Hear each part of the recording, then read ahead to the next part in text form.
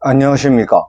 오늘은 2021년도 11월 3일입니다. 보조진울국사의 진심직설 그 세 번째 시간으로 제1장 진심정신 참마음에 대한 바른 믿음 두 번째 시간을 갖도록 하겠습니다. 먼저 본문을 보면 3대 조사, 성찬대사를 말하죠. 3대 조사가 말하기를 원만하기가 흑원 같아서 흠이 없고 남는 것도 없으나 다만 취하고 버리는 사랑분별 때문에 그와 같지 못하다고 하였습니다.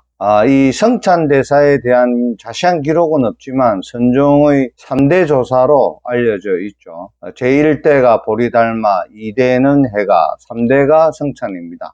부분적이지만 그에 관한 생애와 사상을 엿볼 수 있는 책이 신신명입니다. 그 첫 구절에서 원동태허, 즉 원만하기가 흑원 같다 라고 하는데, 이 원동태허를 먼저 살펴보면 그 흑원이라는 것은 그 테두리가 없죠. 즉 경계가 없다는 말입니다. 이 경계가 없다는 말을 다시 생각해 보면 일정하게 정해진 형상이 없다 이 말이기도 합니다. 이 허공이 테두리를 가진 형상이 없기 때문에 온갖 형상 있는 것들이 그 속에 들어갈 수가 있는 것이죠. 그래서 이 참마음의 성격을 이 허공에 비유를 한 것입니다. 그 다음 원만하게 흑원 같아서 흠이 없고 남는 것도 없다. 여기서 흠이 없다 혹은 남는 것이 없다, 이것은 상대적으로 비교하는 개념입니다. 그래서 모자라고 남는다는 것은 즉 상대성의 세계이고, 모자라지도 않고 남지도 않는다 라고 하는 것은 오직 그 자체로서 완전한 하나의 절대성을 의미한다고 볼 수가 있습니다. 그런데 우리의 의식적인 사랑 분별로 인해서 무언가를 취하고 버리기 때문에 흑원과 같은 그 참마음의 성질과 같지 못하게 되는 것입니다. 그래서 본문에서 다만 취하고 버리는 사랑 분별 때문에 그와 같지 못하다고 하는 것인데, 이와 같이 사랑 분별로 취하고 버린다는 말은 결국 우리가 가진 언어로 개념화 시킨다는 말과도 같습니다. 무언가에 대해서 취하고 버리려면 판단을 해야 되겠죠. 이 판단은 자기가 알고 있는 언어로 개념화 시켜야 비로소 가능해지는 것입니다. 그렇다면 원동태어 원만하기가 흑원과 같은 그러한 것이 되기 위해서는 언어적 개념화를 해서는 안 되는 것인가, 이런 반문이 있을 수 있습니다. 이 개념화라는 것은 상대성의 현상이 펼쳐지는 일상생활에서는 반드시 필요한 것이기 때문이죠. 사실상 학교에서 배우는 교육의 대부분이 이러한 개념화로 이루어진 것들이라고 봐도 무방합니다. 그러나 그것은 이 상대성의 형상계 입장에서 하는 말이고, 이 참마음이라는 것은 그보다 더 근원적인 절대성의 입장에서 개념화 이전을 다루기 때문에 그 개념화와 분리시키려는 것입니다. 즉 사량분별이 쉬어지는 그 자리가 바로 우리의 참마음이기 때문에 그 참마음의 발현을 위해서는 이 사량분별을 쉬어라고 하는 것입니다. 이 사량분별로 인해 현상계의 작용을 멈추지 않으면 태어와 같은 그 자리가 가리워지고 보이지 않기 때문입니다. 마치 이 허공에 하나의 물건을 놓으면 그 허공의 자리가 그 물건으로 채워지니까 허공이 가려져서 보이지 않고 그 물건만 보이기 때문에 허공이 있다고 생각을 못하는 것과 같은 이치입니다. 그런데 만약 그 물건을 치워버리면 다시 허공은 조금도 손상됨이 없이 있는 그대로 다시 드러나게 되는 것이죠. 그러니 원칙적으로는 아무리 사량분별을 하더라도 그 참마음의 자리는 조금도 오염되거나 물들거나 훼손되지 않기 때문에 사량분별, 그 자체에 문제가 있다고 말하는 것은 아닙니다. 그러면 왜 사랑분별에 치우치지 않아야 하는가?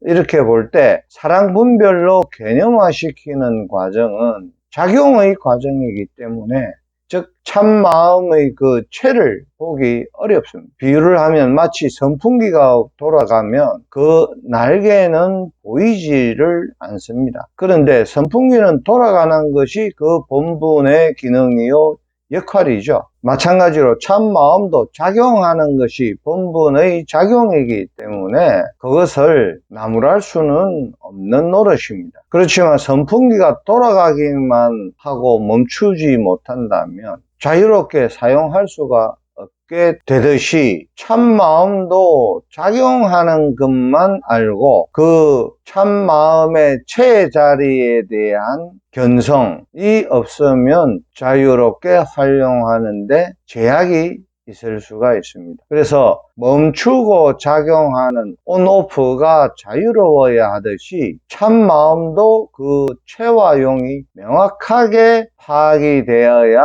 비로소 자유로움을 가질 수가 있는 것입니다. 그 체를 보는 것이 견성이고 그 작용이 드러나는 것이 바로 생활입니다. 그러니 견성과 생활은 불가분의 관계입니다. 이 성품과 생활은 불가분의 관계로서 견성은 이 성품과 생활을 원활하게 만들어주는 하나의 큰 전환점이 되는 것이죠. 그리고 이 사랑분별의 결과로 생기는 내용으로서 개념화에 빠지게 되면 어떤 현상이 생기는가? 이 개념화와 동시에 상대성의 주관세계를 형성하게 되고 동시에 이에 대립적인 객관세계도 생기게 되니까 이 주객의 분리로부터 갈등과 번뇌가 발생하게 됩니다. 이 번뇌로부터 벗어나는 길은 곧 주객으로 분리되는 사랑분별이 본래 분리되지 않는, 또 분리될 수 없는 원동태어라는 것을 깨닫기만 하면은 해결이 것입니다. 이 원동태어라는 것을 깨달아야 하는 것이죠. 그런데 이와 같이 사랑분별을 떠나서 우리가 살아갈 수 있느냐 하고 의문이 생길 수 있습니다. 사실 사랑분별 또한 참마음을 떠나 있지 않고 그것 없이는 일상생활을 원만하게 이어가기 어려울 수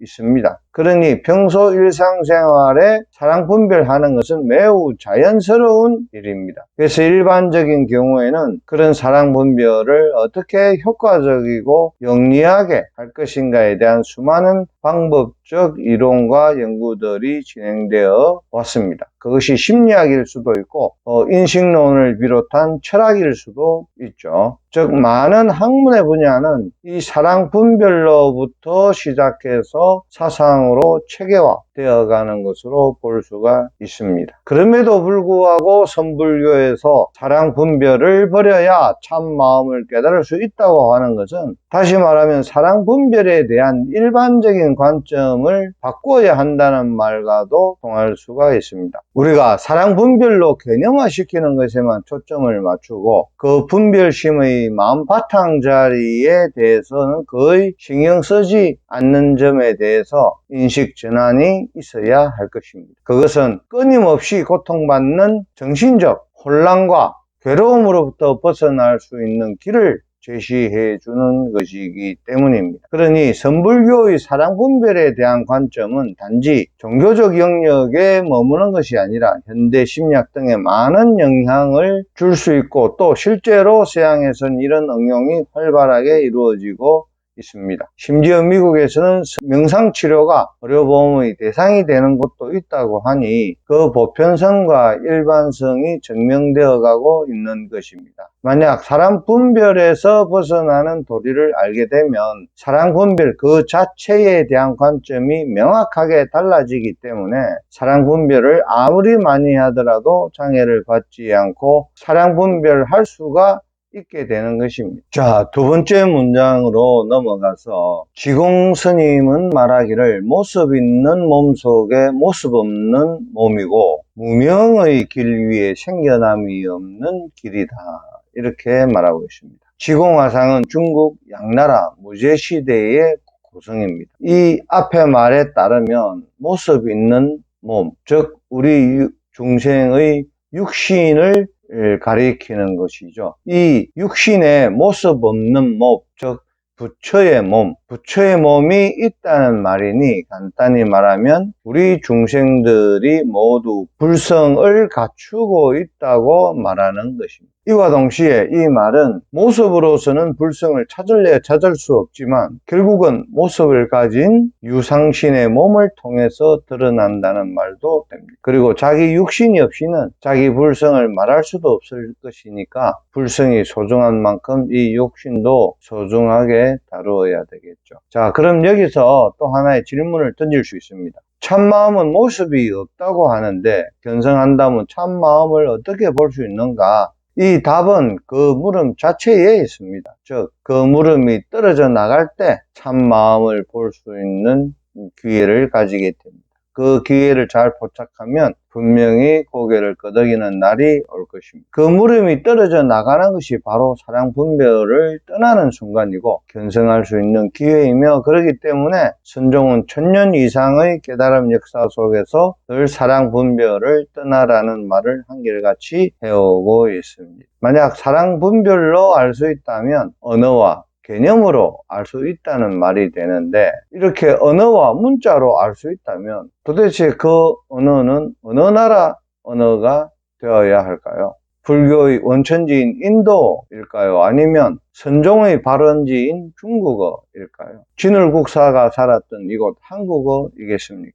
그것도 아니면 만국 공용어인 영어를 통해서 우리가 알 수 있겠습니까? 이와 같이 각국의 언어 문자는 아무리 같은 뜻이라도 조금씩 다른 뉘앙스들이 있는데 그 중에서 어느 언어가 정확하게 표현하는지 그것도 사실은 문제가 되는 것입니다. 이와 같이 언어 문자로 알 수 있다고 하면 매우 복잡한 일이 발생이 됩니다. 그 말은 즉 어느 문자로 아는 것이 아니라는 것입니다. 그 견성의 본질은 어느 문자로 알 수 있다는 말은 성립할 수가 없고 바로 사람 그 자체의 문제라는 것이죠. 인종이나 국가 언어에 관계없이 누구나 경험할 수 있는 바로 그 진리성은 사람 그 자체로부터 비롯되는 것이기 때문입니다. 그래서 이 깨달음은 만국 공용으로도 알 수 없지만 3살 어린아이부터 80 노인까지 그 누구라도 알 수 있습니다. 비록 3살 어린아이라서 깨닫기는 어렵다 하더라도 그것을 마음껏 사용하는 데는 전혀 아무런 장애가 없습니다. 말을 못해도 배고프면 울고 좋으면 웃고 그것이 바로 참 마음이 작용하고 있는 순간인 것입니다. 생명이 붙어 있는 이상 쓰지 않을래야 쓰지 않을 수 없기 때문에 깨닫지 못해도 쓰는 데는 아무 지장이 없습니다. 그래서 생심불이입니다. 즉 생명의 활동인 생활이 곧 참마음이 드러나고 있다는 증거인 것입니다. 각자 열심히 최선을 다해서 자기 생활을 한다면 그것이 곧 자기가 갖고 있는 자기 보물을 마음껏 활용하는 것이나 다름없는 것입니다. 깨닫게 된다면 그 보물의 진짜 가치를 알아보는 안목이 생기는 것이고, 비록 깨닫지 못한다 하더라도 그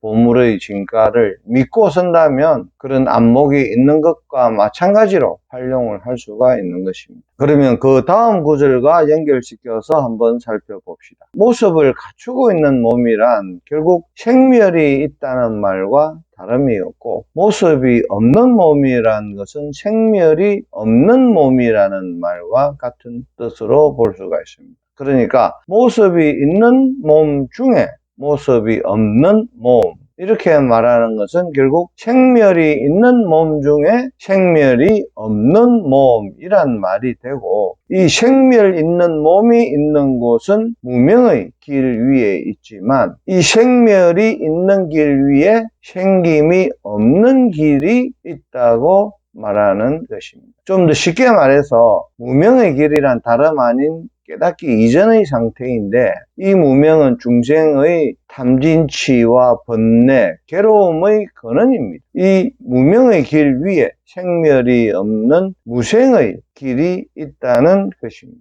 이 무생의 길은 참마음의 본성이니만큼 본래 생겨남이 없는 참마음의 자리에서 생멸의 현상이 일어난다는 말이래요. 이 말은 즉 이 무생의 길이 참마음의 본성을 가리키는데 본래 생겨남이 없는 그 참마음의 자리에서 생멸의 현상이 일어난다는 말로 바꾸어서 할 수 있습니다. 생겨남이 있으니까 멸함도 있고 생멸이 있으므로 괴로움이 생겨나는 것이라고 하지만 이 생멸도 결국은 무생의 길 위에 있다고 한다면 생멸과 무생은 결국 둘이 아닌 것입니다. 그런데 무생과 생멸이 둘이 아님에도 불구하고 생멸 현상만 보고 그것에 구속되고 끄달려서 괴로움에 빠지는 것은 어리석음을 자초하는 것이니 생멸로 괴로워하기 이전에 무생인 참마음을 믿으면 그곳에서 쉴 수 있게 되는 것입니다. 만약 무생의 자리에 머물면서 생멸을 마음대로 굴려서 쓸 수 있다면 현상계의 괴로움도 괴로움으로 받아들이는 것이 아니라 스스로 괴롭지 않음을 선택하는 자유자재권을 가지는 주인으로서 자기 인생을 당당하게 만들어갈 수 있게 될 것입니다. 실수나 실패를 하더라도 그 실패에 좌절하지 않고 다시 일어설 수 있는 힘은 바로 그 참마음에서 나오는 것입니다. 현상계의 실패를 하더라도 그 무생의 자리, 즉 참마음을 좌절시킬 수는 없으며 그 참마음은 모든 현상의 근원이기에 언제나 다시 새롭게 시작할 수 있는 원동력이 될 수 있습니다. 그것은 바로 참마음의 청정성으로부터 비롯되는 힘인 것이죠. 자, 이 구절들을 전체적으로 정리하자면 바로 중생의 몸 그 자체가 참마음을 떠나 있지 않으므로 중생과 참마음일수록 분리될 수 없고 이 중생들의 생활 그 자체가 보리 열반으로 향하는 길이라고 말하는 것입니다. 그러니 자기 마음을 떠나서 다른 데서 참마음을 찾을 수 없고 자기 생활을 떠나서 다른 곳에서 무생의 길을 찾을 수 없는 것입니다. 이것은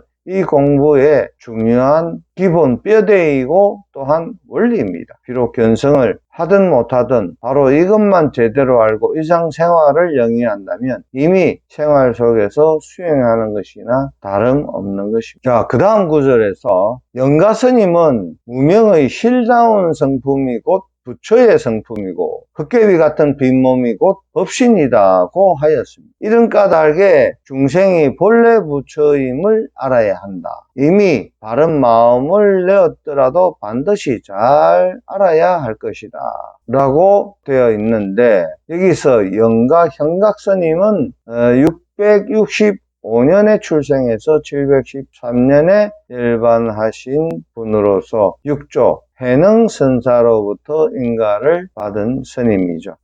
위 문장에서 무명실성은 중생이라고 할 수 있는 특징적인 성품을 말하는 것인데 괴로움은 이 무명으로부터 비롯되는 것입니다. 그런데 이것이 불성 곧 부처의 성품과 다름이 없다고 말합니다. 다시 말하면 중생으로서의 자기가 본래부터 부처로서의 자기라고 말하는 것입니다. 그 다음 구절에서 공신환화라고 말을 하는데 이 환화라는 용어는 임재록을 비롯한 선어록 등에서 자주 볼 수 있는 말 중에 하나이기도 합니다. 헛개비라고 번역할 수 있는데 이 헛개비는 없는 데 있는 것처럼 착각하거나 혹은 다른 것처럼 보는 것이니까 실제가 아니라는 말이죠. 그런데 그 하나가 공신, 즉 빈몸이라고 합니다. 이 빈몸이라는 것이 몸은 몸인데 비었다고 하니 이 몸 또한 실체가 아니라는 뜻을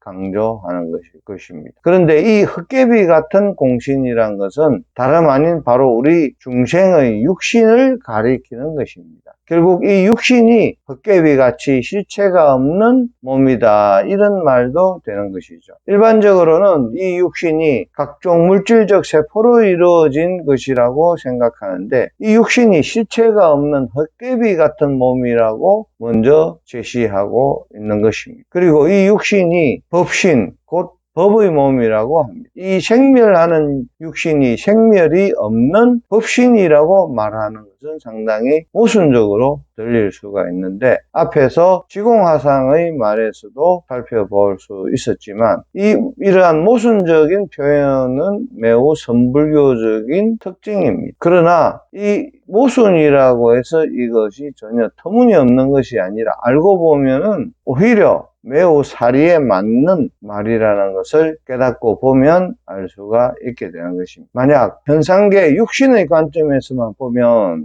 위의 말들을 쉽게 받아들이기는 어려울 것입니다. 그러나 이 육신을 떠나서 참마음이 있는 것이 아니고, 그렇다고 참마음이 이 육신의 어떤 기관이나 형상 또는 물질로서 있는 것도 아니기 때문에 이 육신의 참마음이 있음을 확인할 수 있는 것은 결국 육신의 작용을 통해서 드러나는 것이 바로 참마음이라는 것을 알 수가 있는 것입니다. 그것은 지금 제가 말하고 있는 이것이고 여러분이 듣고 있는 바로 이것을 두고 하는 말입니다. 물론 우리가 지금 말하고 듣는 것만 하는 것은 아니고 모든 부분에 있어서 육식을 통해서 지금 있는 존재감을 느낄 수가 있죠. 이 자체가 모두 작용이고 참마음이 드러나고 있다는 증거입니다. 이와 같이 참마음이 몸의 작용을 통해서 드러나는 그 자체가 바로 법의 몸으로 드러나는 것이다, 이렇게 볼 수 있고, 이 육신을 떠나서 따로 법신이 있다는 것이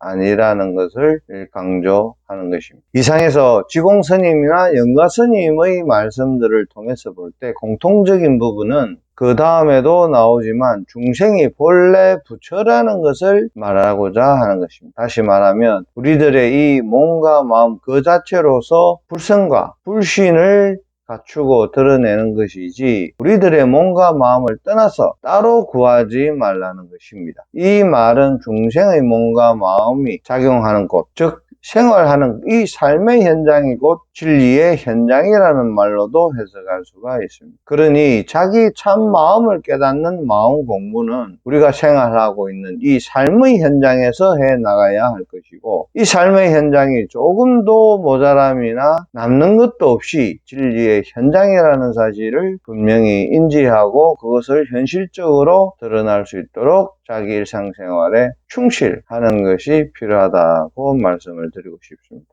이와 같이 알고 이와 같이 믿음을 일으킨다면 그것이 바른 믿음이죠. 그런데 만약 이런 믿음을 이미 일으켰더라도 그 도리는 분명히 알아야 합니다.